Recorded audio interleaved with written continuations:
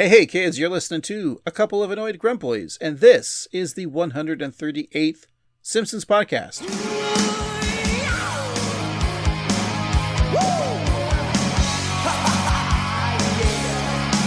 That's right, we're the Simpsons podcast that discusses the animated series The Simpsons from seasons 11 and beyond, and the newest episodes when they air.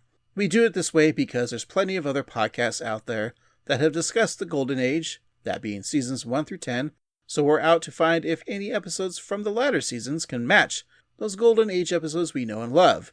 But I don't do this by myself, because I'm just one annoyed Grumpoy named Craig. With me, as always, is the other annoyed Grumpoy, Steve. Hello, Craig. Steve, I'm just gonna go out and say it. Oh. After 15 years of doing this podcast, we are not going to retire like Mark Maron. Ah, damn it. I guess we haven't been doing it for 15 years, but... Feels like it. It really does, doesn't it? But again, we always bring up that the fact the first 10 episodes still feel like we recorded them last week. Mm-hmm. Everything else between episodes 10 and now is just a blur. Yeah, what was episode 299? I have no idea. 299, yeah, it's probably 3 years ago. I don't know. Yeah.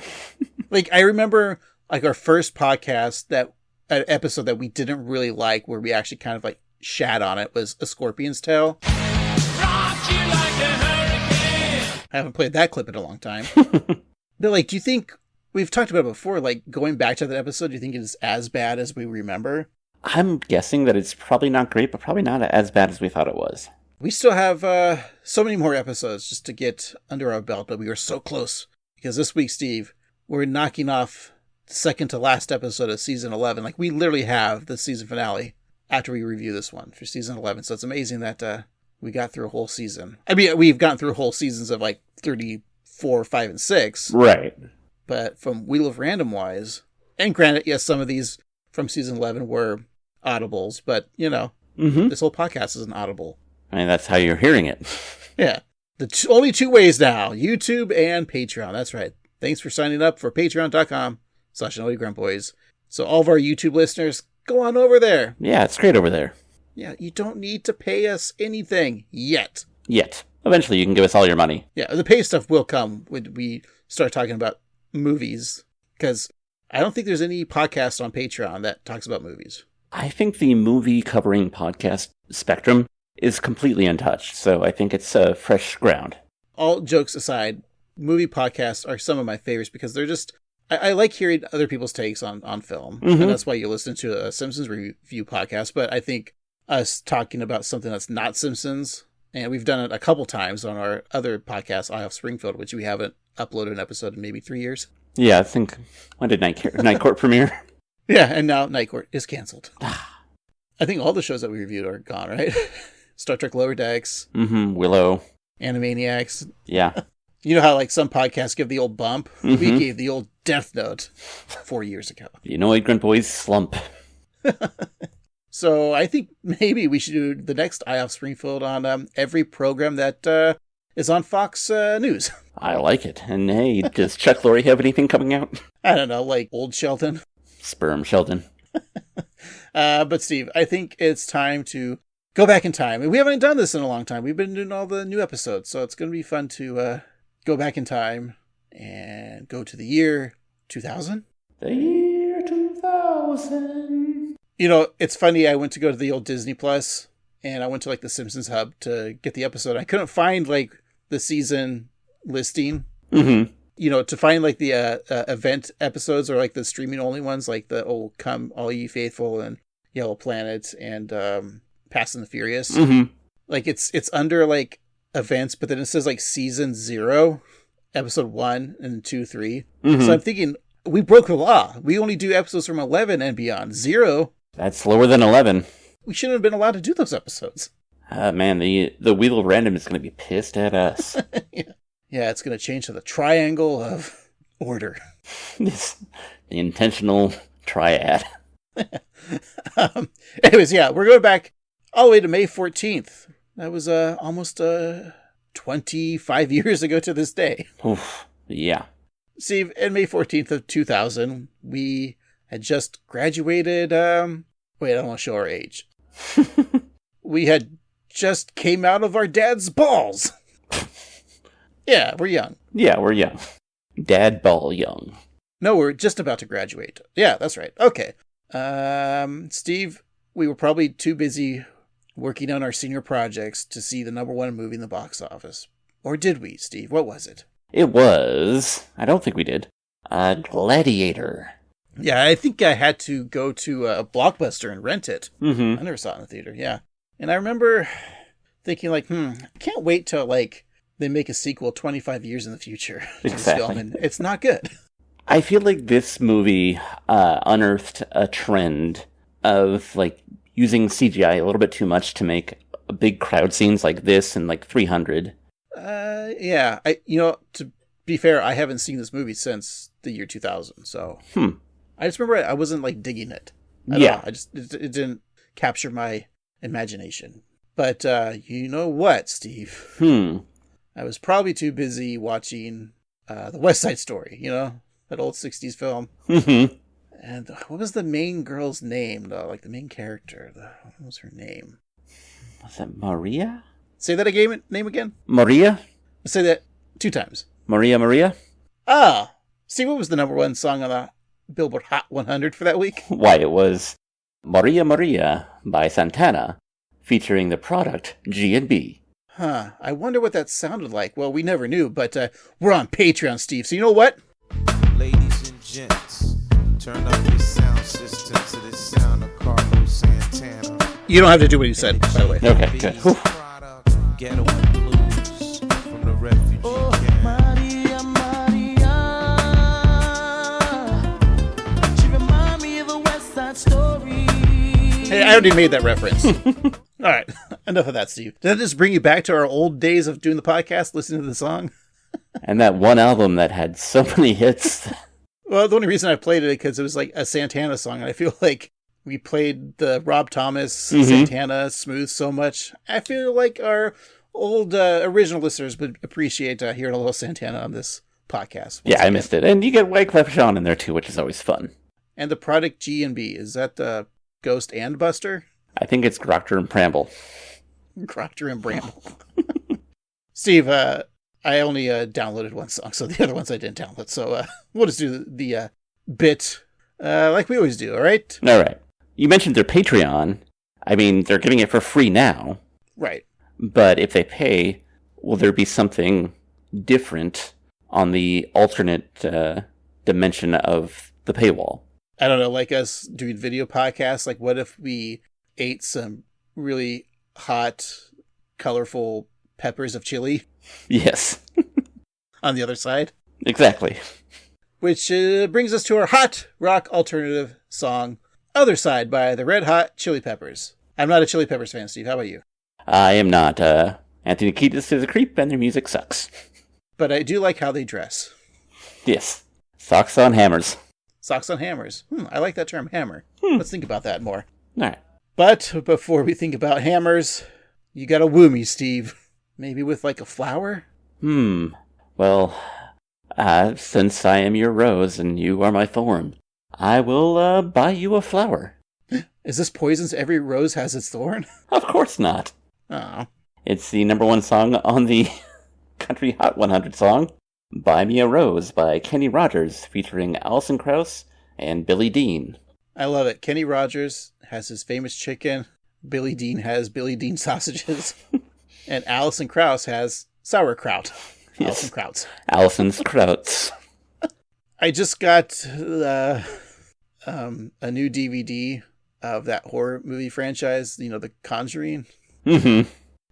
There's that spin-off movie just like about the origin of the doll. But like the DVD box that it came in doesn't like fit on my shelf, Steve. Oh no. Yeah. Like why did they make it that way? I don't know, but if it don't fit, give it to me. I think this is our worst one yet, Steve. Could be. What's the #1 Hot Dance Electric Hot 100 song? Why, it's If It Don't Fit by Abigail. That's exactly what it sounded like. Dance party. Ooh, yeah. Abigail. That was a movie, one of those like Conjuring movies, right? Abigail. I think so. Yeah. Okay. I was just trying to think of how to make that joke. Okay. Steve, let's not joke any further and get down to seriousness and talk about The Simpsons. All right. That's right. We're talking about season 11, episode 21's It's a Mad, Mad, Mad Marge.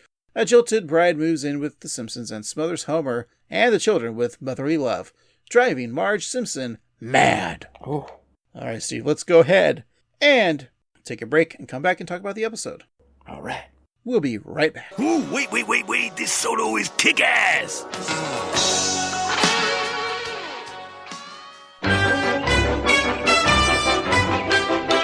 And we're back. Today we're talking about It's a Mad, Mad, Mad, Mad Marge. It's the 21st episode of the 11th season. It's 247 in the show's run. Original air date May 14th, 2000. That was the future. It was. The nerd code is BABF 18, written by Larry Doyle, directed by Stephen Dean Moore, and the showrunner, Mike Scully. Oh, the Scully years. So Larry Doyle is a former recurring writer and producer on the show. He also wrote for Daria and Beavis and Butthead. And he wrote 2 featured films, Duplex, starring Ben Stiller and Drew Barrymore, directed by Danny DeVito, and Looney Tunes Back in Action, the 2003 Joe Dante joint with Brendan Fraser. And then he also wrote the novel I Love You, Beth Cooper, and produced the film of the same title. I never even heard of Duplex. I don't think I have either. But, there was a time when, Danny DeVito, was trying to be a director, wasn't he? Yeah, he was trying to be, a serious film guy. He probably wouldn't have Pulp Fiction if not for him. True, yeah, producer. I always think it's weird, we wouldn't have Austin Powers without Demi Moore. That is true. Weird. Yeah. I could go for a Austin Powers reboot. Because Danny DeVito was in the third one, I think. Yeah. As Mini-Me. With Kevin Spacey as Dr. Evil. No problem there. Nope. Larry Doyle. As of this record, Steve, he has only written 7 episodes. Yeah. And sadly, we can't review 4 of them. It's true. And we've already reviewed another one of them. Yes. Let's talk about Girly Edition from Season 9, Episode 21. That, I believe, is one where Lisa... Is that the one where they are the TV... The Kids News. The Kids News? That's a pretty fun episode. That is a fun, yeah. There's that meme with Lisa saying that the old Union train that hasn't been in service in years, and the train goes by. Yeah, it's great. Mm-hmm. He did a segment, The Terror of Tiny Toon, for Treehouse of Horror 11. Nice. Or 9. 9. Excuse me, 9. And Wild Barts Can't Be Broken from Season 10, Episode 11. I believe that is the one where he... Oh, that's a fun episode. It's the one where they take over the radio station because they see Children of the Corn. And, it's the kids versus the adults. Say more words. I'm trying to remember. There's a curfew. There's a musical bit about adults walk around like their farts don't stink. Oh, is it... No.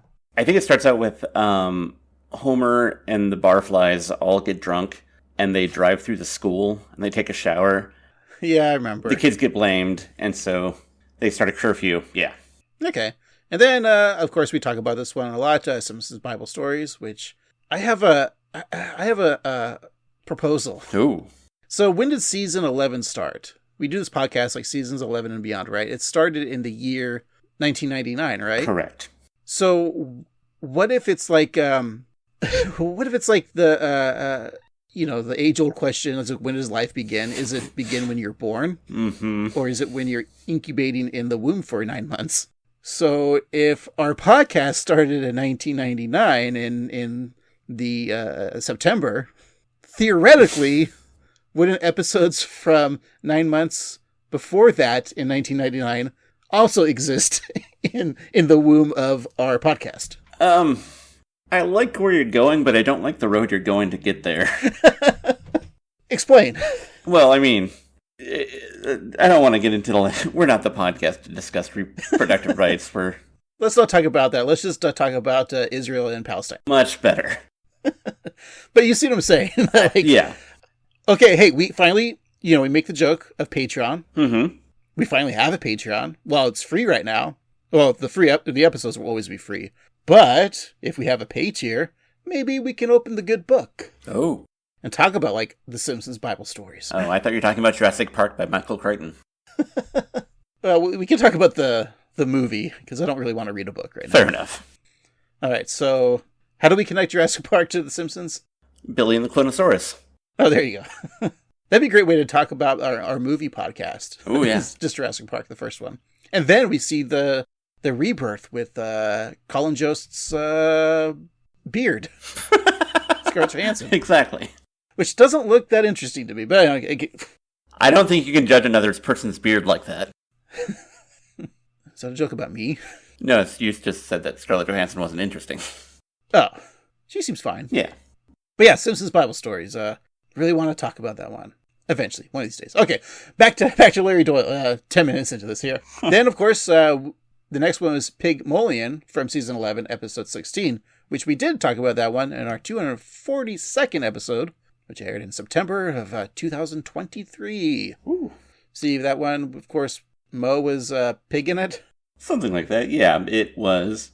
Is it the one where he gets a face reconstruction surgery and becomes the actor again? Yes. Okay. We like that one, right? Yeah, it was fun. And then, finally, season 12, episode 11, worst episode ever. We have yet to review that. And that's it for Larry Doyle, because he is no longer writing episodes of The Simpsons, I guess. That's true. All right, should we begin the episode finally? I guess so. All right. Steve, it is the classic 4:3 aspect ratio intro. So we got all the good stuff. We have a chalkboard gag, and Bart writes, "I cannot hire a substitute student." He was probably arguing with Krabappel, like, who was like sick or absent from teaching one day, and he's all like, "Well, if you can take a day off and have a substitute teacher, then I could probably take a day off and have a substitute student and just, watch a movie." Right, exactly. That's a conclusion that I drew as well. Were you a fan of substitute teachers? No. All right. I mean, it sounds like fun, but I don't know if I've ever told this story on the pod before, but one day in 4th grade, the morning started out just fine, but then when we came back from lunch, there was a wine bottle in a brown paper bag, empty, and a very asleep teacher. You didn't tell me your dad was a substitute teacher. He was for a day. So the teacher just got drunk? Yeah. And what was wrong with that? That had to have been fun. I mean, if she was pretty passed out. Oh, jeez. So, they pulled her off, and then, I think we had a half day. So how could you not like the substitute teachers? Were you really, wanting to watch Harry and the Hendersons again? I mean, always. It wasn't bad, just weird, I guess. Yeah.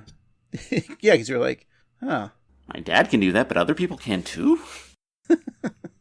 Well, she probably didn't lose her job, right? Probably not, no. The 80s, yeah. She's now the dean of the elementary school. No, now she's the Secretary of Education for the United States. That would be silly. Of course, it has to be a wrestling man's wife.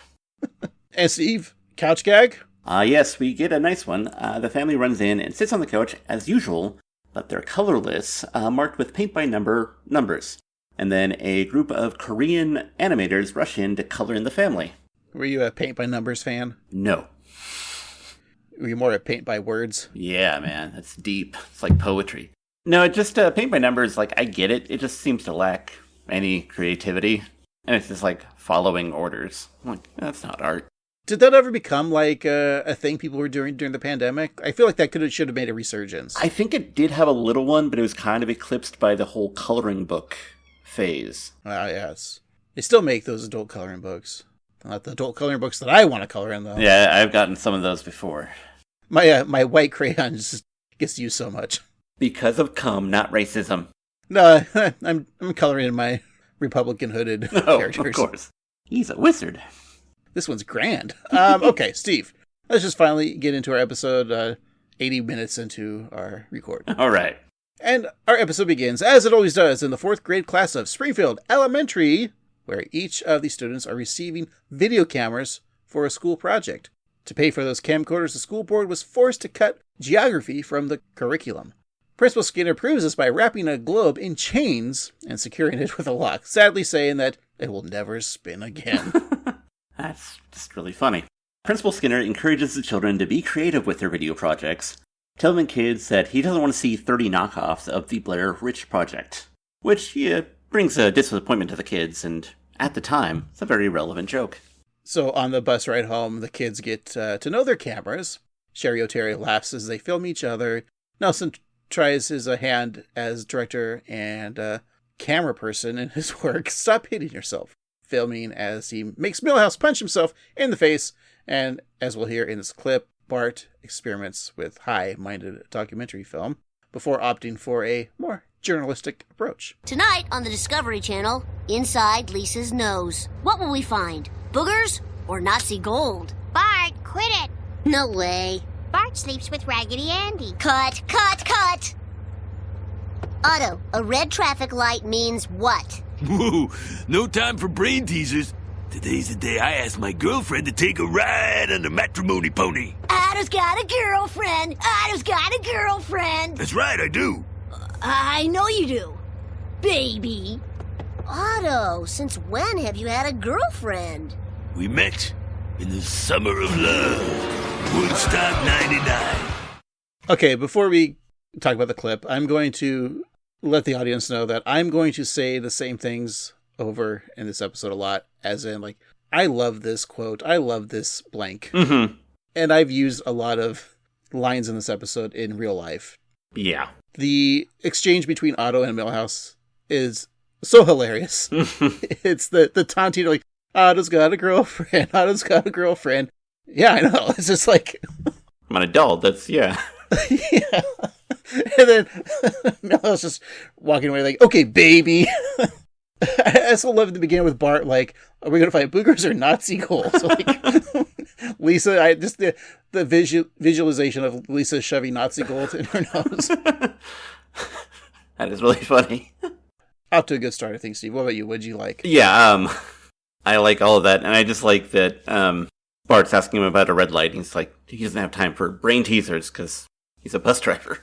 I mean, also, let's not forget the greatest joke in all of sitcom land is predicated on that setup, too, from Taxi. Oh, yeah. When Reverend Jim, played by the great Christopher Lloyd, is trying to get his driver's license. And he's trying, what does a yellow light mean? Slow down, yeah.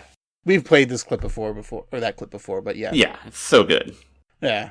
You're right, too, about the cameras and the Blair Witch. What's funny is, like, when this episode aired, I believe I was a senior in high school, and I was doing, like, video productions at the time. And, yeah, I think that was probably, like, on every student's mind. It was like, ooh, let's make a Blair Witch parody or something. It's like, stop it. Yeah. I never did, Steve. That's good. I didn't either. All right. Well, we'll go back to the Summer of Love, Woodstock 99, and to that disastrous reboot of the Hippie Music Festival. So, as mediocre post-grunge and nu metal play, the crowd goes wild, fighting each other, knocking over ATMs, and starting fires. And because of those fires, Otto is set ablaze. He runs over to a vendor asking for some water, and the woman behind the counter tells him that the bottle will be $8, which the bus driver refuses to pay, saying, not in this lifetime. You know what's funny is, like, you hear that joke, water's $8, and I'm, like, thinking, I think the last time I went to, like, a concert, the water was $8. Yeah, and so, in earnest, the bottle cost anywhere from $4 to $12. It was initially $4. So at Woodstock 99, a bottle of water cost $4 originally, but when there was limited supplies, they raised it up to $12. And that's the same as, like, $8 base nowadays, so that's kind of crazy. It's pretty gross thinking that, I know we talk about capitalism bad in this podcast, but, like, water itself should not be charged. Yeah, it's pretty wild. And then, of course, there's the whole plastic bottle thing, too, that we're just... Yeah. But yeah, it's capitalism bad. It's fine. I like how, like, some stadiums and venues now allow you to just bring in, like, your own bottle of water as long as it's sealed, or you can just bring in an empty bottle and just go fill it up with, from a sink. Mm-hmm. But still, it's just like, water should just be free. I blame the 80s with, like, Evian, right? Yeah, definitely. And now Nestle is not so great about it either. No. But yeah, Woodstock 99, because wasn't the original reboot in, like, 96? 94. My oldest brother actually went to it, had a great time. It was really chill, mostly just mud fights. There's the famous scene of, like, Green Day playing in the mud. And then they tried it again in 99, but that's when all hell broke loose. Yeah, enough to make both a Hulu and a Netflix documentary about just a lot of horrible stuff, like Fred Durst being an asshole, lots of bad things to people, like a lot of inappropriate touching and a lot of violence, and just a lot of Kid Rock fans being Kid Rock fans. Sounds like the Catholic Church. Only probably less abusive, at least for little boys. Steve, is the new Pope a White Sox fan or a Cubs fan? Ooh, I mean, I would assume White Sox. Well, you think, but he's a Cubs fan because Cubs are little baby That makes sense, yeah. bears. Jesus, I'm going to good hell because of that joke. All right, Steve. Otto walks away, still on fire, until a blonde woman in overalls sees him and pours her bottle of water on him, extinguishing the flames. I also like in the animation of that too. Mm-hmm. She's holding the bottle of water, sees him on flames, and then looks at her bottle like, yes, I have water. Hey, that's like what he needs. Yeah. So as they glance at one another, it's love at first sight. Aw. So back in the present day, at the time, Otto steers the school bus into the drive-thru of German fast casual restaurant Der Crazy Kraut, and he rips off his trademark purple jacket that he always wears to reveal that he's wearing a tuxedo underneath. So from the driver's visor, he grabs a flattened top hat and pops it open. And the blonde woman, now wearing her uniform of lederhosen, opens the window and greets Otto. I just love the Der Crazy Crowd. I think it's very funny. Like a German fast food restaurant. They should make one, Steve. I'm just saying. I would go to it. So Otto lifts his boombox over his head, but instead of playing Peter Gabriel a la John Cusack and Say Anything, if anyone understands that reference, he plays another hit, Poison's Every Rose Has Its Thorn. So the kids excitedly watch from their seats on the bus and Bart filming the event. Otto hands his love a wad of crumpled up paper, which she unwraps to reveal a bitchin' skull ring with red gemstone eyes. So, proving that his song choice was appropriate, Otto tells the woman, Becky, that she is his rose, and then asks if he could be her thorn. And Becky is about to enthusiastically respond, but Otto stops her to listen to a kick-ass guitar solo. And so Becky politely yells at Otto, asking him to turn down the music, and he agrees as long as it's, worth it. So Becky says that yes, she will accept Otto's hand in marriage, and as they kiss, the children tear, and the emergency lights on the bus just flash. So later at the Simpsons household, Homer is playing the classic knife hand game known as the knife hand game, or pin finger, or for our Red Dead Redemption 2 fans out there, 5-finger fillet. And Marge interrupts Homer's dangerous fun with some big news. Homer, look, we're invited to Otto's wedding. Ooh, and such delicate tissue paper. Huh? Zigzag. Ow, ow, ow, ow, ow, ow, ow, ow. No knife games on the kitchen table. I didn't hit your precious table. Ooh, we're cordially invited this Saturday to join Otto and Becky at 742 Evergreen Terrace. That's our address. I told Otto he could have the wedding here. Hope that's okay. You should have asked first, Bart. Weddings are hard work and cost thousands of dollars. Hey, it'll be easy. You still got most of the stuff from Apu's wedding back there. All right, Otto can get married here. But Homer, you have to get rid of that elephant. Isn't that elephant canonically Stampy? That's what I was thinking too, yeah. Can I also bring up something that lives in my mind rent-free, as the kids say? Mm-hmm. And that is Homer on the kitchen table with the knife. I think about this scene a lot. Yeah. I don't know why. Misses every single one. And Marge is nonchalant that he just stabbed himself multiple times. As long as the table is fine. Mm-hmm. And is this also a Chekhov's gun scenario? Or, to our Star Trek fans, Chekhov's phaser. Of course. We see the knife now, but it's already being used because we will see a knife later in the episode at the end. That is very true, yeah. Huh, good catch. Or it's just a dumb joke and I love it. Yeah, it's so funny. And the self-awareness of the weddings in the backyard for The Simpsons. Mm-hmm. That's good stuff. That was fan service back when there wasn't a lot of fan service. I just like the fact, too, that Apu's wedding, which was 2 seasons ago, it's still there. But, The Simpsons, never age, and time is still there. That's true. Well, on the day of the big wedding, Marge makes sure that everything is in order. She checks that she has the candles, the flowers, the place cards, and the rice. And Lisa tells her mother that that you're not supposed to throw rice anymore, because birds eat it, causing their stomach to swell up and explode. Bart is both stunned and excited to hear this new information, running out of the room with his camera and a box of rice. But unfortunately for Bart, that is not true. Rice is a common food source for several types of birds, and is easily digestible. Nerd. Fine, feed him Alka-Seltzer. I usually just give him, like, Mentos and Coca-Cola. That works. So then why, like, can't you throw rice anymore? Is it just because, like, churches are like, I don't want to clean this shit up? Probably, yeah. Probably too many damn birds eating it. Yeah. Too much bird shit everywhere. Mm-hmm. Stupid church weddings. Stupid church. So in the backyard, Otto stands at the altar. Then his admiral father sternly stating that he and Otto's mother disapprove of the marriage as well as any aspect of Otto's life thus far. So Otto happily tells his parents that what's important is that they came. His father replies saying that they're leaving, and as they walk away, Otto waves and tells them to drive safe. Again, another fan service moment, because Otto's talked about his Navy dad, and we've never seen him, the admiral, and then we see him finally, and it's just, we hate you, bye. And he's like, okay. Yeah, I love that Otto doesn't even care. He's like, yeah, whatever. Yeah, it's great.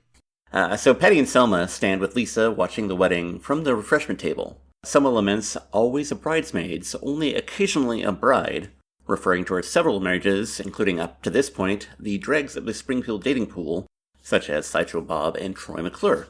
The twins think that this is a perfect time to teach their niece about men, but before they can offer their wisdom, Lisa interrupts saying, they're pigs? And Patty declares that the bitterness is strong in this one. So they both laugh maniacally while holding Lisa, both literally and metaphorically. Meanwhile, Bart uses his camera to remember the day forever, asking guests for kind thoughts and wishes for the happy couple. He bursts into the bathroom filming as Seymour Skinner stands in front of the toilet, tie over his shoulder, hammer in his hand, and he tells Bart to stop filming as he's trying to urinate.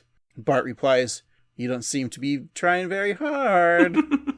Steve, we're going to stop using the term hog for penises. Okay. And we'll be using the term hammer from now on. I'm just letting you know. Okay, hammer. Yeah. Sounds better. Yeah. Ball, peen, hammer. Yeah. Those words are all funny for penis. So in the backyard, Homer tries to cut a slice of the wedding cake for himself when Lisa stops him. She says that the bride and groom are supposed to cut the cake first, but Homer thinks that that's just superstition. Lisa makes him hand over the knife. Once Lisa is out of view, Homer grabs a monogrammed case from his jacket pocket and constructs a collapsible metal straw. He uses that straw to suck the inside of the cake from the inside. He laughs at his successful crime, tosses the straw over his shoulder, and then uses a decorative candy flower to hide the puncture. He walks away whistling just as the cake deflates. Again, another scene that lives in my head. Yeah, I think about that all the time. It also has like the spy James Bond-esque music in the background. Yeah. As Becky gets ready, Marge walks in looking to offer some advice with the help of Obsessive Bride magazine. Oh, Becky, you look beautiful. I thought you might want to see this bridal magazine. It's got 900 tips for the perfect marriage. All don'ts. Oh, we'll be fine. Otto's got a clean police record and he doesn't do any needle drugs. Well, the real key, according to sexperts, is mutual interest. No prob. We like all the same things. Except...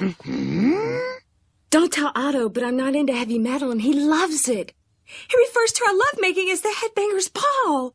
Oh, you can fix little defects like that with gentle nagging. Make it part of the background noise of your relationship. That's how I polished Homer into the perfect Homer. No, that's ice! I like the magazine and Marge just nonchalantly saying like the sexperts. Also, Marge saying, no, that's ice. Of course, that's the Homer has his tongue on an ice sculpture. And what's really gross is when he pulls off the sculpture, is it blood or is it a piece of his tongue? I think it's a piece of tongue.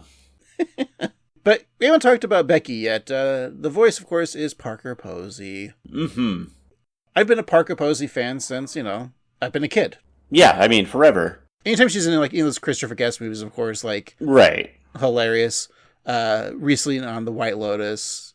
Her as an actor, I think, she brings everything. Oh, yeah. Do you remember the Superman Returns movie with Kevin Spacey. Of course. She was like his sidekick girlfriend, maybe. But the movie's not great. But she brought everything for that role. And I remember, like, I think we saw the movie. And we're like, we love Parker Posey. And I was like, why wasn't Parker Posey Lois Lane?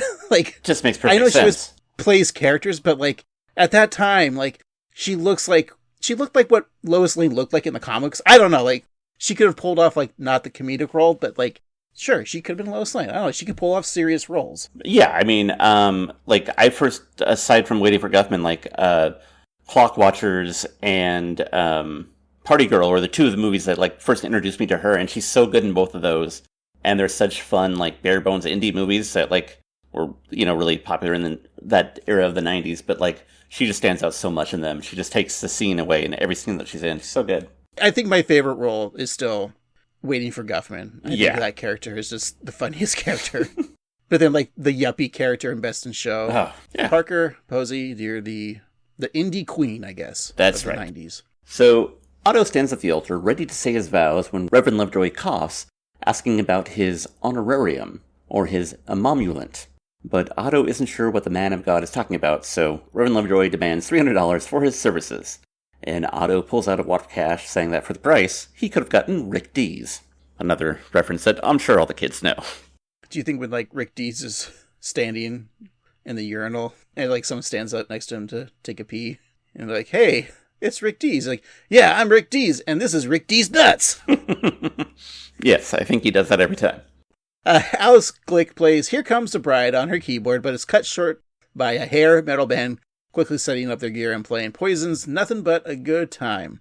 And Otto jams out on air guitar, but frustrated bride Becky unplugs the amp and speaks her mind. You got Poison to play at our wedding? For Cyanide, a loving tribute to Poison.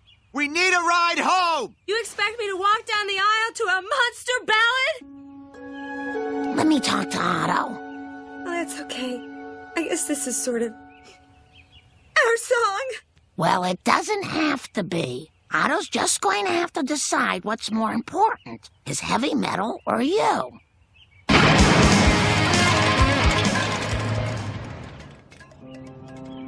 Becky, what have I done here? I'm so sorry. In about 15 minutes, I take off that wedding dress, or you're gonna look crazy. Again, the animation of Homer's eyes, like, looking up after he says you're gonna look crazy. Mm-hmm. And in his mind, too, like, he thinks he's being smart and helpful. I like that. Yeah, he's being sweet. Also, the drummer shouting, "We need a ride home." I feel like we're Cyanide, we're a Poison cover band. Like, I feel like that has lived in my mind as well. That whole scene is just so good. Really good. Yeah. So, the ceremony clears out with guests leaving, such as Mo, who has his hands full, carrying a stack of gifts. Lisa offers him some shrimp for the road, but he politely declines, saying he's just going to take the ring pillow along with the 7 presents that he brung. But then Mo changes his mind and asks Lisa to cram some shrimp into his mouth, suggesting that she stack them from head to tail to ensure maximum prawn placement. Lisa obliges, even pouring a cup of sauce down his open gullet as well. Another scene that, in my head, I just always think about. I knew you were going to say that, so, Steve, can you come over here a second? Okay. A bucket. Open your maw. Okay, I'm going to put them in. And just to let you know, Steve, these are actually raw shrimp, and their anus tubes are still on. And I'll put some sauce on there, and I didn't actually get cocktail sauce, so it's just Mountain Dew.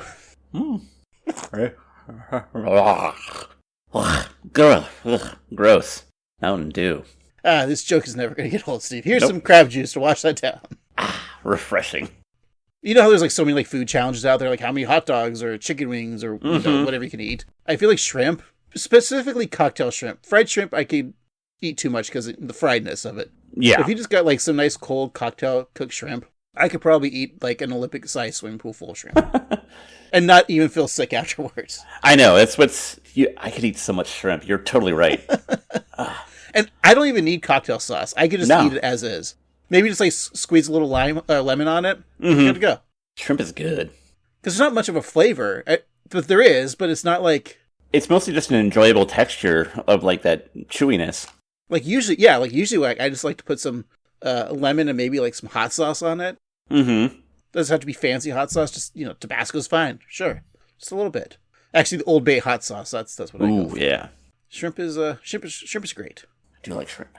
Okay. Well, Marge offers her support to Becky, saying that it's better that this happens now rather than when she was already married. And Homer agrees, saying that it's better now than when Becky's, too old and fat to get another man. Oof, that's harsh. Yeah.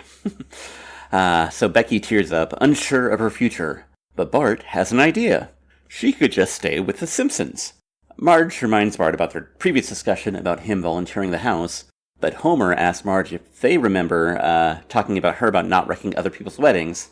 And so after Marge mumbles in defeat, Homer declares that the stranger will stay with them. I kind of love Bart in this episode. He's just like, have the wedding, stay here. Yeah, he's so helpful, kind of. And I love that line, too, of, now, Marge, remember, you can't destroy weddings. Okay. Yeah.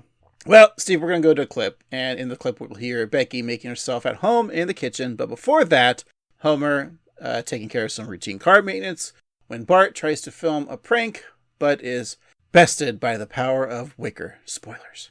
Changes, time to change the oil. Changes! Don't want to be an oily man. A man innocently changes his oil when a 2-ton car comes crashing down. Crashing down. Oh. Who'd have thought you could hold up a car with a wicker basket? Now, Lisa's going through this phase where she doesn't eat any meat. So I usually sneak a little meat juice into her vegetables. Wow, you're a real-life Martha Stewart. I mean, without the evil. May I? Yummers. Nobody's ever called my gravy yummers before. You know it'd be really nuts? A little rosemary. Ooh, I've always wanted to use rosemary in something. I should have, said it before, and, every time I say something lives in my mind, Yeah. Instead of saying that word, you'll hear a ding, and then that's it. Homer changing the oil. Oh, my God. Every time I change the oil, well, I don't change the oil, but get the oil changed, I'm I'm going to go change the oil. And the wicker bat. Oh, man, it's so funny. Yeah, I also think about, I don't even own a car, and I think about changing my oil with that song. The idea of, Bart is literally going to kill his father for for film. But luckily, the good folks at Pier 1 Imports saved Homer's life. R.I.P. That's right. I don't think Pier 1 exists anymore, dude. No, I think they moved over to the Pier 3 by Pier 12, yeah. Yeah. Also, Marge being Lisa going through the phase of being a vegetarian and pouring the meat juice. It's such a fucked up thing to do. Really cruel. So this whole time, Lisa's still been eating, flavor, bone broth and meat broth, yeah. I was thinking it's bad enough that she had to handle all the shrimp into Moe's mouth. Yeah, right? Although I feel like Lisa's the vegetarian's but I still eat shrimp, that's fine. I could see that, yeah. Because remember when we were, in high school? I don't know if we brought on the podcast before, but, you were a vegetarian, from, high school, but beyond for, maybe, 10, 15 years, something like that? Yeah, about 8 years. About a year, okay. It seemed longer. Everything it did, seems longer yeah. when you're younger. But when, I had got my license and had a car when we were in high school, we would drive to the beach. But you were fine with ordering shrimp or clam strips because if it's by the ocean, I'm not a vegetarian. It's international waters. It's fine. I actually learned it from The Simpsons. If there can be monkey fights, I can eat some clams. Look, you learn a lot from The Simpsons when you're a kid. And in this episode, I learned some things that I've practiced. And I'll get to it when we get there. But yeah. Cool. Also, the idea of Marge wanting to use rosemary in something is a nice callback, too, because, she only knows, 2 spices, salt and pepper, and shake and bake. When she saw oregano, whatever. She wants to use rosemary in something. How about you? Are you a rosemary guy? It's fine. It's a little overpowering. I do use it for, a rosemary garlic biscuit or something, but other than that. I was asking, Steve, are you a rosemary guy, or are you a... Maury Amsterdam. Maury Amsterdam, there you go. At dinner, Bart gives his compliments to the chef, telling Marge that the gravy tastes better than God's sweat. Marge gives all the credit to their own Spice Girl, Becky, and Lisa tells her mother that she really brought out the mung in the beans, but that was Becky's work too. Homer asks about the flecks in his mashed potatoes, and Becky says that she left the skins on. And Marge says nobody's perfect and offers to pick out the skins, but Homer covers his plate, lustfully saying, "Oh, Becky, your potatoes are the best I've ever had." All right, here's the first one. So when I had mashed potatoes as a kid, there was never skins on. It was just mashed potatoes. And then after watching this episode, I'm like, I want to try that. I want mashed potatoes with skins on because I loved the skin of like a baked potato. Mm-hmm. And because of this episode, that's the only way I make mashed potatoes. Skins on. Yeah, I think I do the same thing for the same reason, and I like it better. Like, the skin is so good. Like, skin of animal and potato is like the best part. Yeah. I used to be like icky about fish skin. Mm-hmm. But not anymore. Like, it's just all fatty goodness. Yeah, I love it. I love skin wherever I can get it. That's why this week our episode is sponsored by skins.com. That's right. Skins with a Z.com. I think they're condoms? No, actually, I think they're underwear for, they're like seamless. Say it in a, ad voice, Steve. That's right. Seamless nipple covers by Kim Kardashian. That's right. Skims. It's like Kim's with an S in front of it. Wait, I thought it was skins with a Z at the end. Oh, those are condoms, yeah. Okay, well, whatever. Nipple or condom. Put them on your hammer or your nips. That's right. With a code Annoyed Grunt Boys or something like that. Well, the next day, Marge is changing Maggie when she looks out the window to see Becky kicking Bart in the face. So Marge rushes out, telling their new housemate to stop kicking her baby.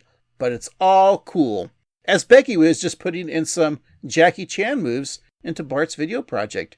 Bart wants his video to be the best, but there's stiff competition, as Milhouse has footage of himself falling down the stairs. Did Milhouse just set that up and fall, or was he holding the camera, filming, and then fell? Maybe Kurt got drunk and pushed him. Or Luann. That's true. Oh, well, this time they're divorced, right? Yes, so. He's probably at Luann's. Yeah, it could have been the American Gladiator. Oh, man. Pyro. Domestic abuse is not a joke, Steve, so let's continue. All right. Marge allows them to keep filming, but without kicking, since it's too dangerous. Becky tells her to chill out, since she has control. She shows this by high-kicking towards Marge's face, her feet just barely avoiding contact. Marge tries to object, but is repeatedly interrupted by Becky's "Yah!" as she kicks. While putting away laundry, Marge hears Lisa playing her saxophone. As Marge enters Lisa's bedroom, she sees Lisa jamming out while Becky flicks a paintbrush towards a canvas. Marge says, "Hello!" multiple times to get their attention. Lisa shows Marge their artistic endeavor, explaining that Becky is painting her music, while Lisa plays to her painting. Lisa says how great it is to have a hip female influence in the house, but Marge has to continue her housework. Showing shade to the other female in the house, Maggie. Mm-hmm. She's a hip female influence, yeah. So Marge goes to her sisters for advice, as we hear in this clip. Yes.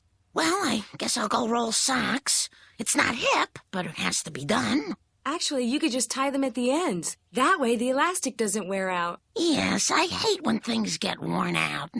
Socks, welcomes. She's so helpful, and everyone loves her. And, well, this may sound crazy, but I think my family likes Becky more than me. I wouldn't worry about that. Really? Yeah, you're gonna be dead in a week anyway. Dead in a week? What are you talking about? Look, honey, never let an attractive woman into your house.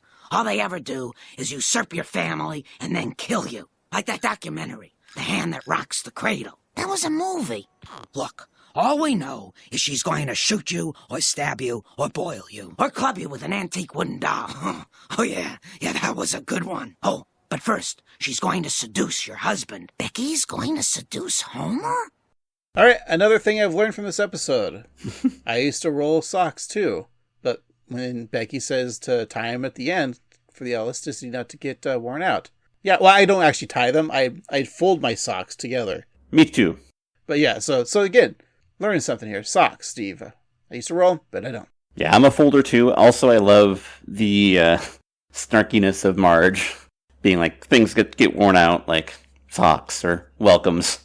Like, she usually should do like the in threes, but she does it in twos. Like, you should like socks and, pants and then welcomes. But no, just straight to welcomes. Yeah, boom, yeah. Also, Hand That Rocks the Cradle. I think it came out in 92, but still funny. Yeah, never saw it. Rebecca De Mornay. That night, Homer sleeps soundly, but Marge tosses and turns, and she bolts up from her fitful slumber at the sound of a bedroom door creaking open. A shadow grows on the wall, showing the silhouette of a woman holding an object that looks like a gun. Marge grabs Homer's gut to awaken him, but it's no use. Becky apologizes, saying that she was just returning Marge's hairdryer. Becky points to the hairdryer at Marge, and when Marge looks at the shadow, it appears that Becky is cocking the gun, ready to fire. So Becky also brings back Marge's hairbrush, but once again glances in the dark where Shadow Becky is brandishing a knife. Following morning, Marge looks to relieve her stress by going grocery shopping. Becky requests some semolina so she can make some couscous for Lisa, and Marge is surprised to learn that the traditional North African dish is Lisa's favorite, which leads Becky to give some unwarranted advice. You can learn a lot from your kids if you just listen to them. Be right back. Take your time.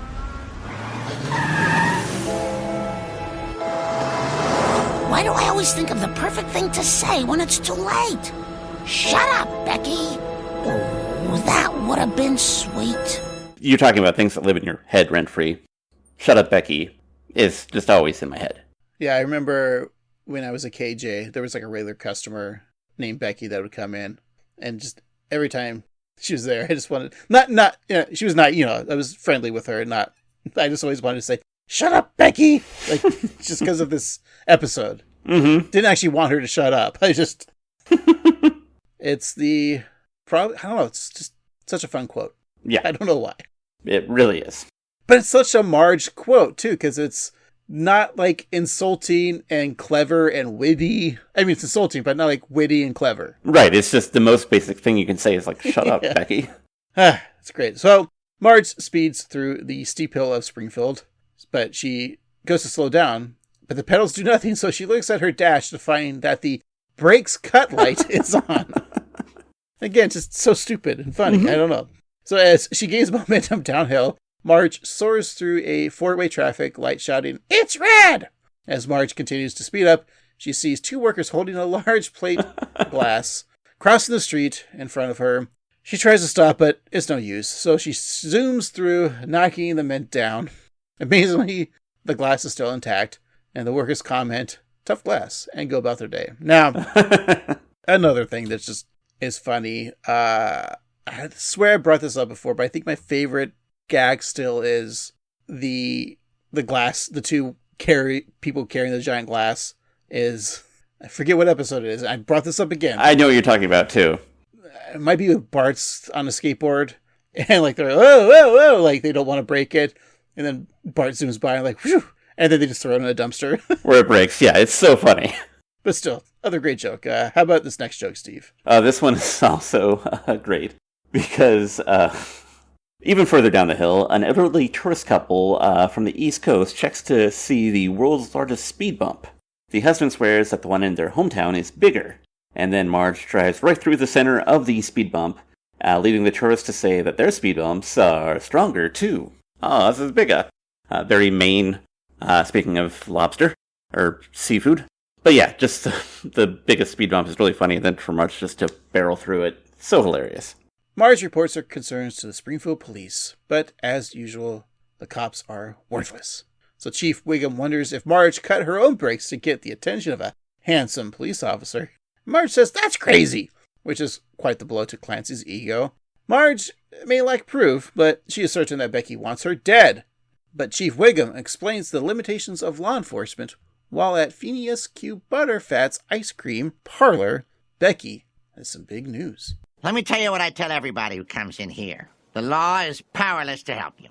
Do I have to be dead before you'll help me? Well, not dead, dying. No, don't walk away. Wait, how about this? Just show me the knife.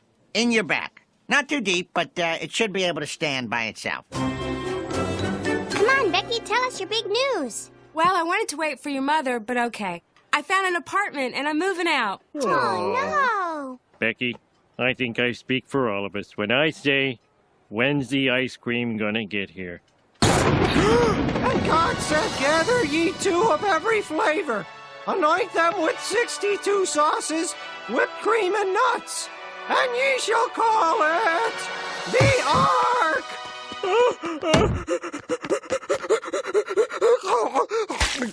Homer! Relax, he's gorging. Okay, maybe not. I also love Homer in this episode because Marge is worried that Becky is trying to seduce Homer and be with him. Mm-hmm. Even like she's never tried doing that, and Homer has like no interest in Becky. Yeah, he's just going along for the ride. And this scene approves it. It was like, Becky, when's the ice cream coming? It's another line that I say some variation of. I speak for everyone. I say, when's the ice cream coming? Mm-hmm. Could you gorge on that sundae?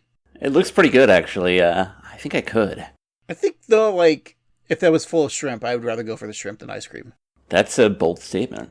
Well, I'm at that age now as an adult where the sugary sweet stuff isn't as appealing to me as, like, sweet or salty savory. I do like the salty and savory. So Becky lifts Homer's head from the sundae, showing his eyes covered by a scoop of ice cream over each eye, a cherry on his nose, and a banana smile. After clearing the dessert from Homer's face, Becky performs mouth-to-mouth on him, and at that very moment, Marge walks into the ice cream shop, shouting, "Usurper! Usurper! Usurper!" Is the usurper line also in your head? Yes. Okay. I think I read on the Wikipedia that the reason they say usurper so much is just because the writer's room thought the word sounded really funny. And they're right. It does, yeah. And the silly animation of Homer's face made from the sundae. Yeah. Great. Well, at PQB's, as it's known now, the employees wearing their straw hat, red vest, armed guard uniforms surround Marge. She reaches into the self-serving topping station, warning them, "Don't mess with me! I got Jimmy's!" Which you could say Jimmy's at the time, Steve. You can't say them anymore, right? Okay, I did some research on this. There was a lot of controversy about whether sprinkles, particularly chocolate ones, being called Jimmy was offensive, possibly associating that with Jim Crow law. In fact, the very first episode of the now defunct podcast Yo, Is This Racist? Covered this topic. But there's no real evidence to prove that that's the case.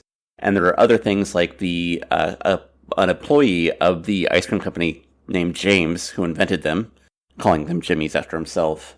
Or a couple of other like little theories, but the racism one is probably not true, but if you don't want to say it, I completely understand. So she flings the sprinkles at the teenage staff, and they shout in pain, one lamenting, "I can only see a horrible rainbow!" So then Marge grabs a decorative glass ice cream cone and smashes it, leaving a pointy bottom of a waffle cone. She approaches Becky with her makeshift weapon, finally able to get a second chance at a great comeback. Marge shouts, "Shut up, Becky!" So happy to finally say those three very important words. Marge then returns to her crazed state, slicing her cone, causing Becky to back into the wall. Marge is about to exact her bloody revenge when the Springfield PD step in. Drop the cone, sugar! Whoopsie. Take her away, boys. I thought you said the law was powerless. Yeah, powerless to help you, not punish you. Earned my treat. This isn't over, Becky. I know where you live. My house.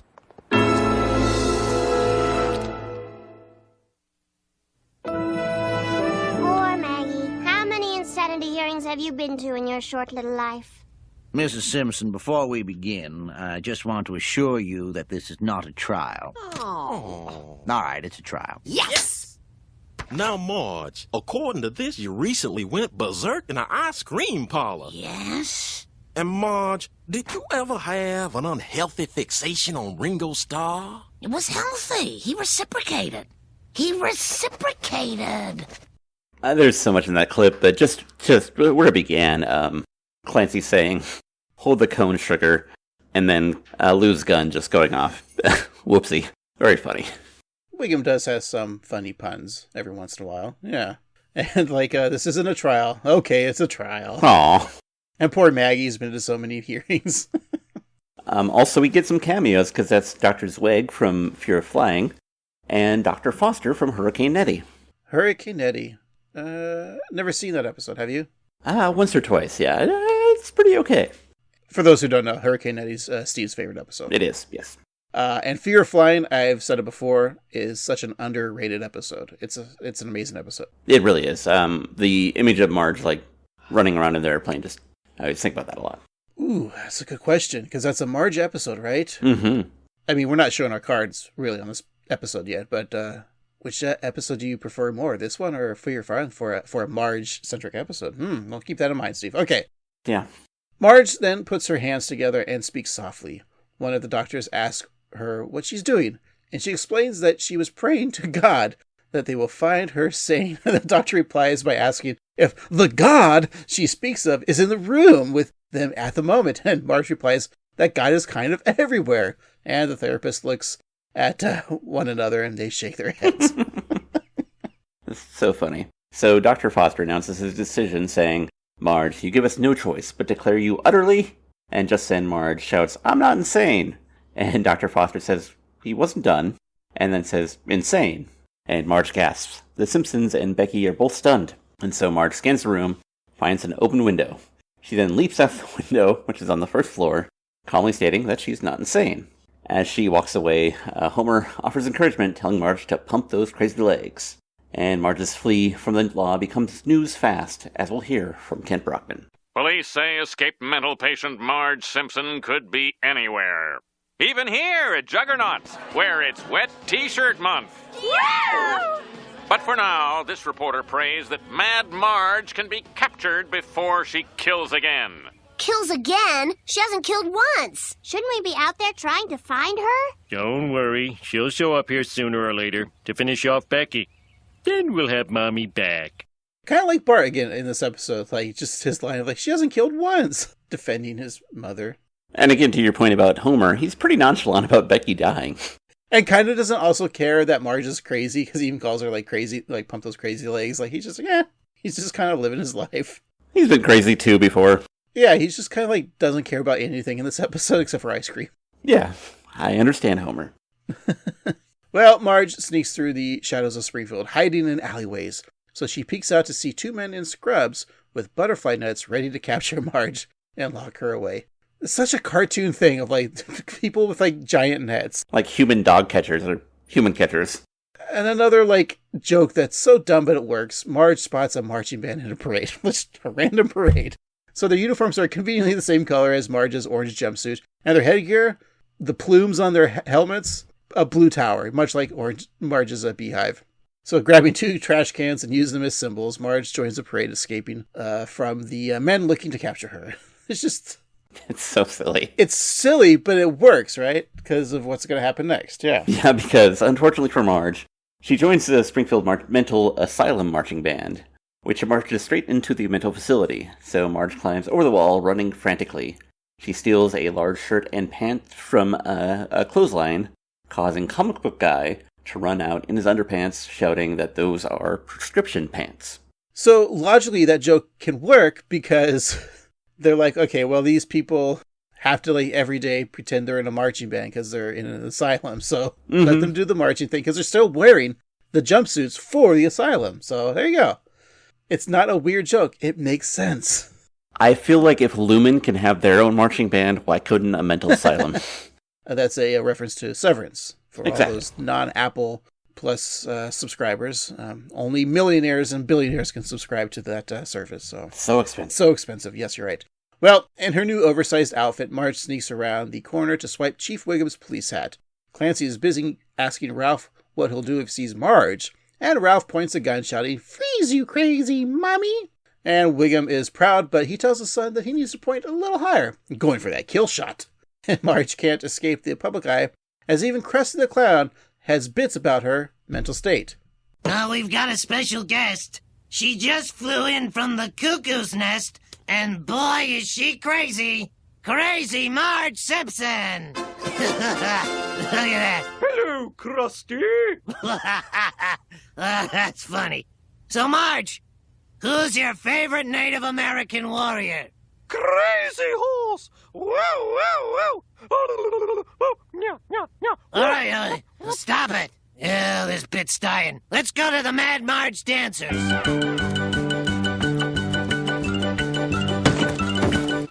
Too soon.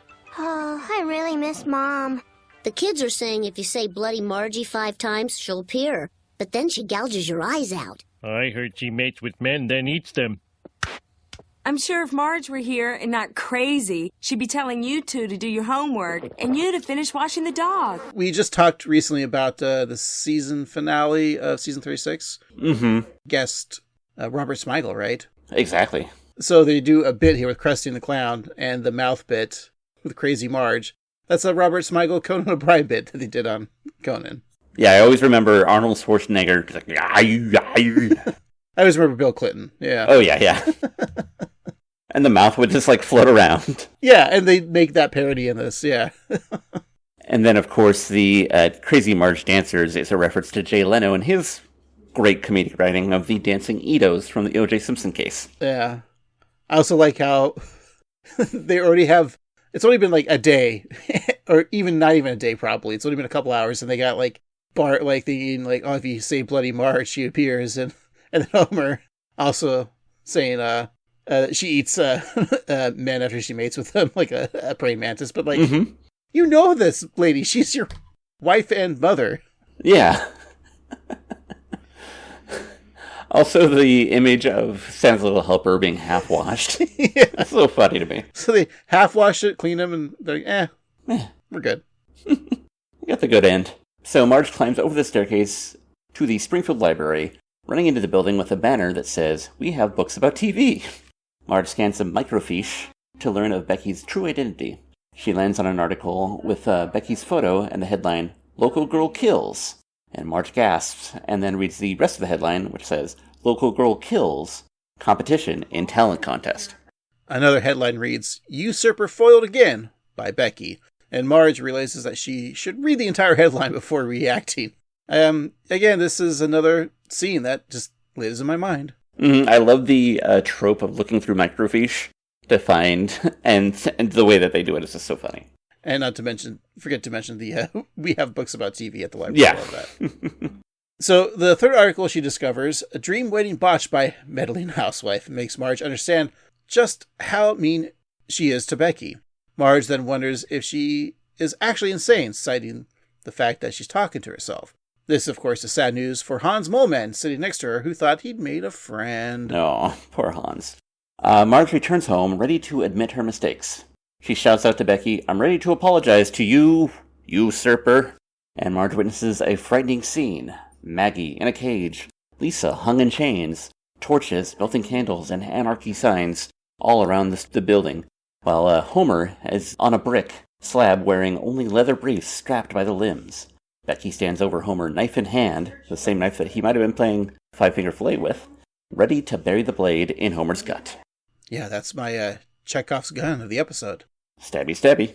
Marge kicks the knife out of Becky's hand, causing it to land between Homer and the few hairs on his head. She begins to strangle Becky, saying, "Why, you little..." And Bart calls cut, telling Marge that it's great that she's back, but she walked right into the shot. Marge is confused, but as Becky explains, Bart is filming a music video for his class project, while Lisa is filming the making-of video of that video. Marge admits that there seems to be a reasonable explanation for everything except for why Becky cut her brakes. And then Homer frees himself, saying that it was him when he was changing the oil. He may have also drained the brake fluid. He didn't say anything because he thought that Marge might be mad. I love that too, and she's fine with it. Yeah, makes sense. Also, where did Becky get her outfit? Is that Marge's, or did Becky have it? She swung by the sex store. Or did Bart, have it? That's possible. Here's my headcanon. Mm-hmm.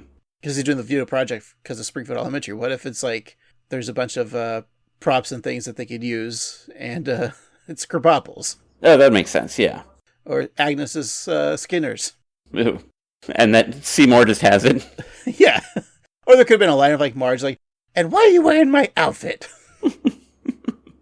Well, Marge makes a sincere apology to Becky for accusing her of trying to kill her and steal the family. Becky accepts it, casually admitting that she was trying to kill Marge and even had a great location to bury her, but it became overwhelmed by all the shovel options at the hardware store. Again, just Marge was right. It's also very funny. Yeah, and Becky's just like, yep, well, you got me. Yeah. And I also like how they were all worried about Marge, and then they were like, when they're watching Kent Brockman and Krusty. Mm-hmm. So then we're like, after like watching, like, well, let's just do Bart's video now. Yeah, let's have some fun making a video project. Yeah. Relieved that she's not actually crazy, Marge is happy that everything worked out at the end. Just then, 3 blow darts pierced Marge's neck. She falls to the ground, and Homer calls Dr. Forrester and his goons monsters. He's worried that she's dead, but Marge pops right back up. This is a shock to Dr. Foster, who put enough tranquilizers in there to take down Jonathan Winters.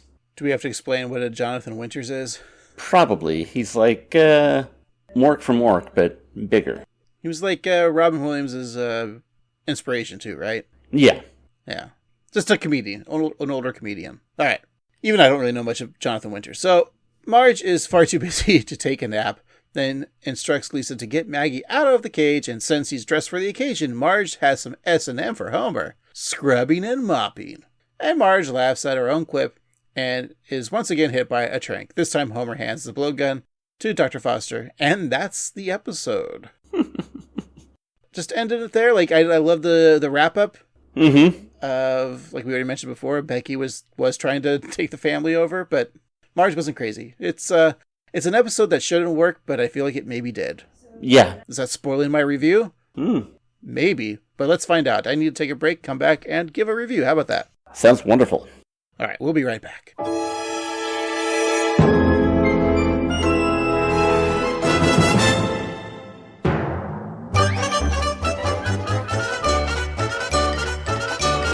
And we're back. All right, Steve, let's wrap up this week's episode. It's a mad Marge. We'll talk about some of our favorite bits, maybe an MVJ, most valuable jokester, of course. We'll give it a review, find out what we're watching next week. But before all that, we like to find something from this episode that could be made into a product and given as a gift to our co-host. There's so many things in this episode that I think could be great gifts, but I think a couple things that to show you my appreciation for you, Steve. Oh, thanks. I'm going to get on one knee real quick and open this box. That's right. Here's a skull ring with some red gemstones as eyes. Bitchin'. I like it. Yeah. And Steve, I know you like to be a little sneaky when you're eating stuff.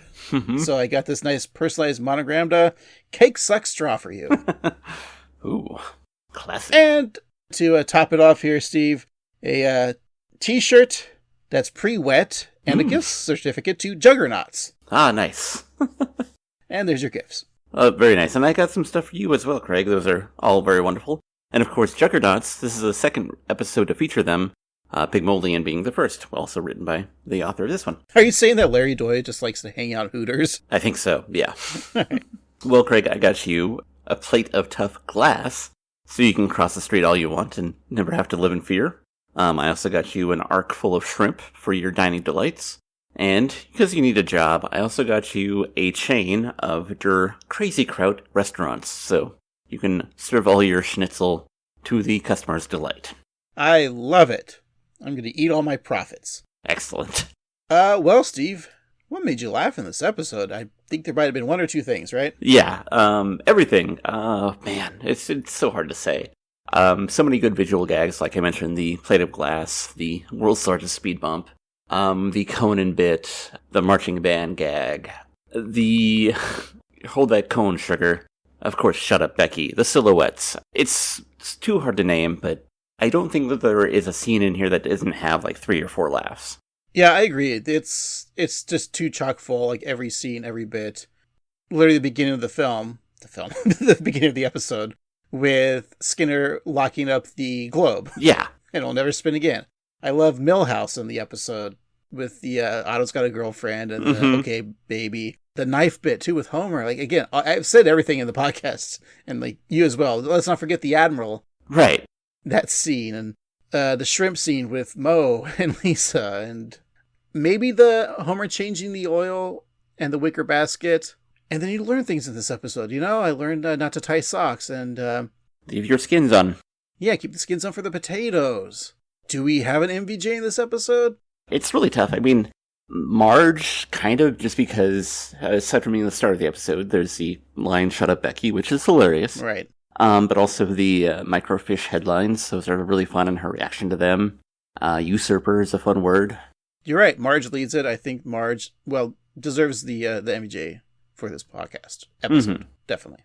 All right, just give us a review, Steve. I know you're going to hate it, so just say it sucks and give it a 0 out of 1,000,000,000. Well, my first complaint about this episode, and it's a big one, is it just really bothered me, and I almost couldn't enjoy it because of it, is because this takes place in the year 2000, and, Otto's going to Woodstock 99, and he's rocking out to the likes of Kid Rock and Limp Bizkit and maybe a Lit or whomever, Korn, but he's all obsessed with Poison and their loving tribute Cyanide.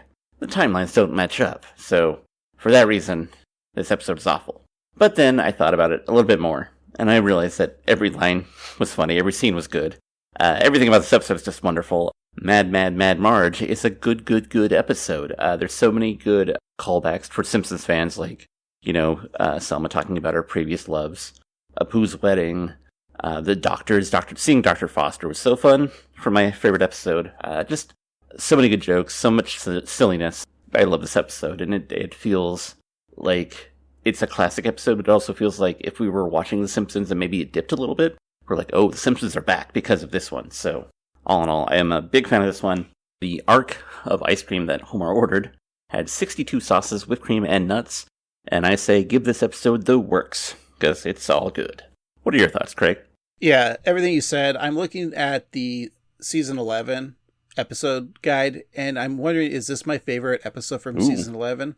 It's up there because I'm looking, Guess Who's Coming to Criticize Dinner is a great episode. EI, Annoyed Grunt with the tobacco episode.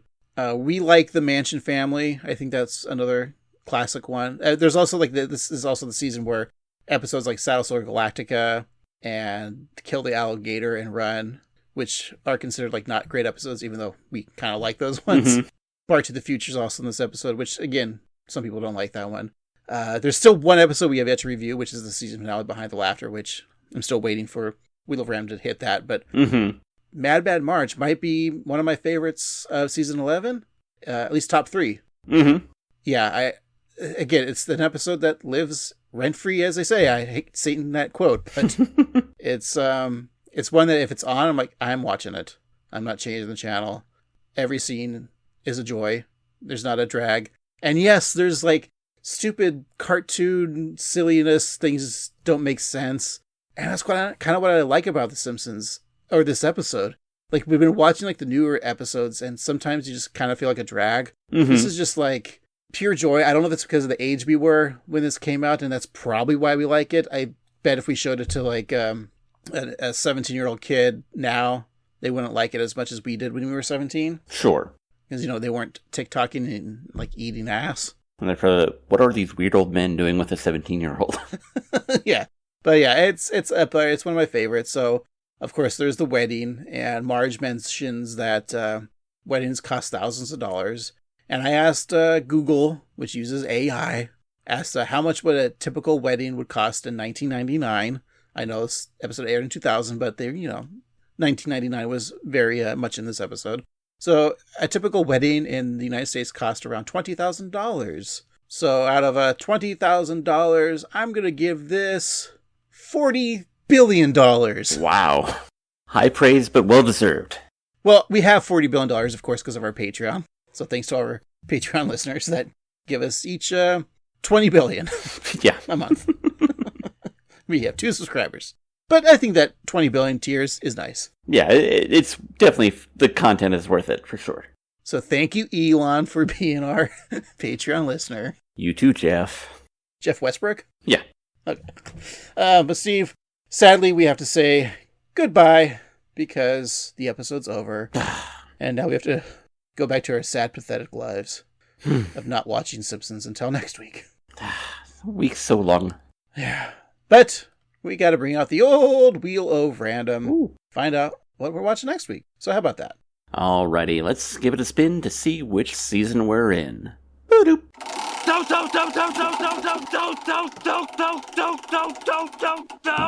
Don't. All right, Steve, we're going to season 18? Ooh, season 18. Wow. All right. Let's spin it again to see which episode we're watching.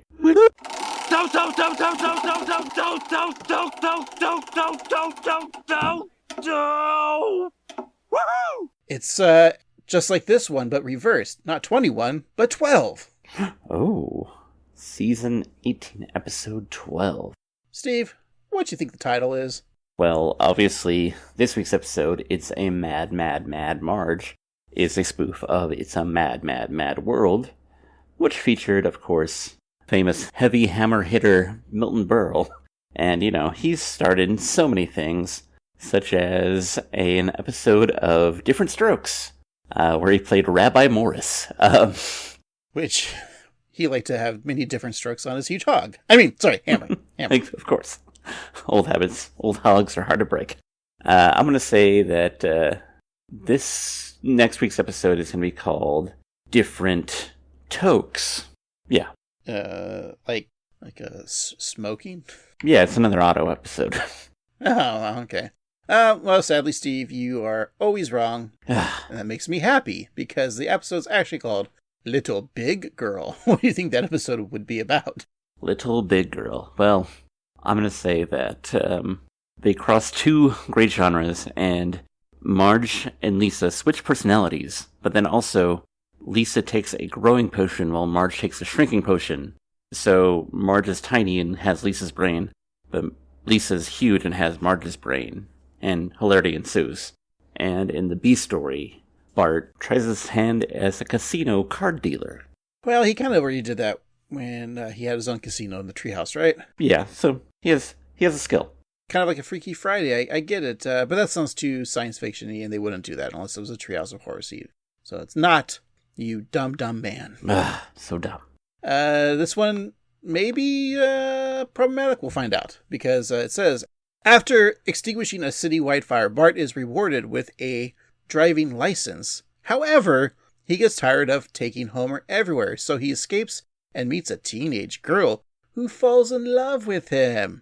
Meanwhile, Lisa claims she's a descendant of a fake Native American tribe for a school project to open her own casino and be a blackjack dealer. Oh, very nice. Okay, well, the last part's not true. Oh. But the Native American tribe for school project, that's what I'm saying, could this be problematic? Yeah, she's no Zach Morris. Oh, man. That's a great episode. It is. Can we watch that for our Patreon? Yeah, sure. Mm-hmm. Okay. Steve, do you remember Little Big Girl? Not even a little bit. It's because it aired February 11th, 2007, so you were just too busy planning your Valentine's Day party, right? Oh, yeah, with somebody. Or nobody.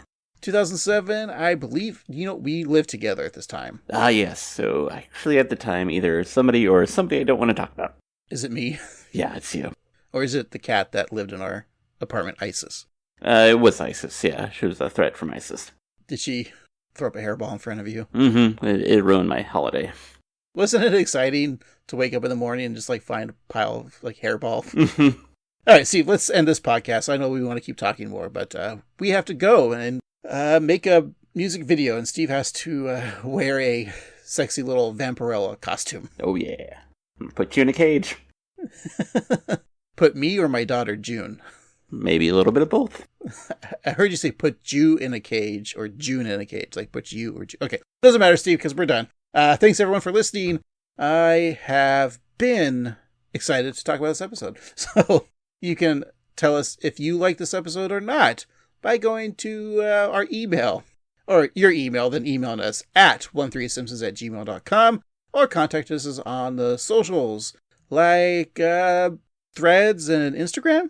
And YouTube at 13simpsons. And don't forget, hopefully you're already on patreon.com/annoyedgruntboys. But if you're listening to this podcast through YouTube, check out our Patreon page. Everyone, it's free. Sign up. Eventually there will be a pay service, which will have bonus episodes. But until then, yeah, patreon.com/annoyedgruntboys. And hey, go to your tpublic.com/user/annoyedgruntboys and get yourself some great Annoyed Grunt Boys swag. We've got all kinds of t-shirts that you can wear or put on your line so Marge can steal them when she's on the lam. All right. For this week, I've been Annoyed Gruntboy Craig. And I've been Annoyed Gruntboy Steve. And remember, shut up, Becky. Bloody Margie. Bloody Margie. Bloody Margie. Bloody Margie. Bloody Margie.